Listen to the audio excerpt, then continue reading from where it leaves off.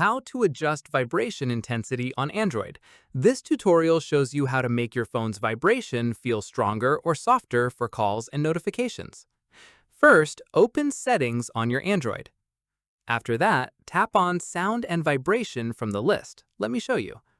From there, tap on Vibration and Haptics to open its settings.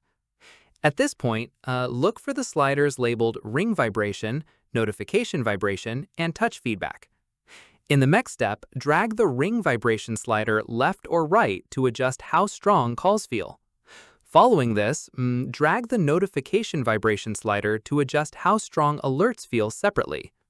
Once done, drag the touch feedback slider if you want to adjust vibration strength while typing or tapping. From here, close settings once all three are set to your preference.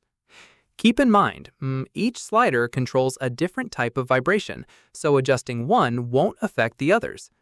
Finally, come back to this same menu anytime you want to fine-tune vibration intensity again. And that's it.